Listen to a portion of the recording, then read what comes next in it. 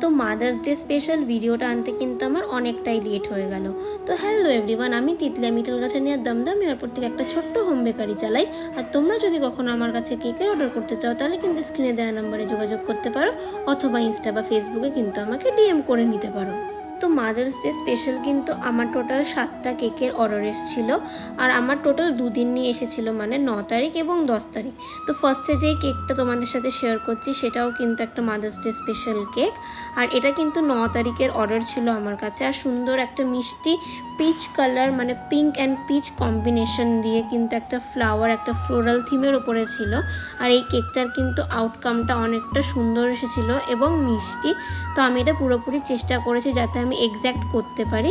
আগের বছর যখন আমি এই অফারটা দিয়েছিলাম তখন কিন্তু শুধু বেন্টো কেকই আমার কাছে অর্ডার এসেছিলো, কিন্তু এইবার আমার কাছে বেন্টো অ্যান্ড হাফ পাউন্ড দুটো মিলিয়ে এসেছিলো। আর আমি কিন্তু প্রচণ্ড এক্সাইটেড ছিলাম এই কেকগুলো বানানোর জন্য। আর তার জন্য কিন্তু আমি এইবার সুন্দর সুন্দর টপার্সও নিয়ে এসেছিলাম। এই একটা কেক ছিল, এটা কিন্তু ব্লুয়ের ওপর ছিল। আর এটা ভীষণ সুন্দর দেখতে হয়েছে, এটা ভিন্টেজের ওপর ছিল, উইদাউট রিবন আমি করেছি। জানাবে এই কেকটা তোমাদের কেমন লাগলো। আর তারপরে কিন্তু এই কেকটা, যেটা আমার রিপিটেড ডিজাইন ছিল, তো এটাই আমার কাস্টমার চুজ করে আমাকে দিয়েছে আমারই প্রোফাইল থেকে। আর তারপর কিন্তু এই কেকটা ছিল, এইটা হচ্ছে একটা অফ হোয়াইট এবং একটু ইয়েলোইশ টোনের ওপর ছিল। আর আমায় কিন্তু কাস্টমার বলে দিয়েছিল যে আমাকে এই কেকটা বোর্ডের ওপর করতে হবে। এই কাস্টমারটা কিন্তু আমাকে টোটাল 2খানা কেকের অর্ডার করেছিল। আর এই কেকগুলো যখন আমি বানিয়েছিলাম, আমি তো বোর্ডের ওপর দেবো রাজি হয়ে গেছিলাম, কিন্তু আমি বক্স খুঁজে পাচ্ছিলাম না।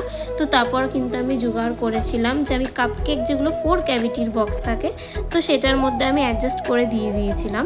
আর এটাও কিন্তু একটা ফ্লোরাল ডিজাইনই ছিল। আর বলেছিল যে বাকি যে আমি কাজগুলো করব সেটা পুরো আমার নিজের পছন্দ মতনই করতে বলেছিল। তো আমি তেমনভাবেই করেছি। আর এই কম্বিনেশনটা জাস্ট একবার দেখো কতটা সুন্দর দেখতে লাগছে। আর তারপরে একটা হাফ পাউন্ডের কেক ছিল। এই কেকটার আমি কোনো ভিডিও করতে পারিনি, কারণ এই কাজগুলো আমি ক্যামেরা বন্ধ করেই করছিলাম। যদি আমি ক্যামেরা খুলে করতাম তাহলে কিন্তু এই কাজগুলো পুরো বেকার হয়ে যেত আমার, তাই জন্য আমি সবসময় ক্যামেরা অফ করেই করি। আর এই কেকটা দেখতে পাচ্ছি, এটা কিন্তু আমার একটা ফ্রেন্ডই আমার কাছে অর্ডার করেছিল। আর এটার ছিল ইনসাইড ফ্লেভার ভ্যানিলা। ও সবসময় এরকমই কেক অর্ডার করে। তো প্রত্যেক কটা কেক কেমন লাগলো আমাকে কিন্তু অবশ্যই জানাবে।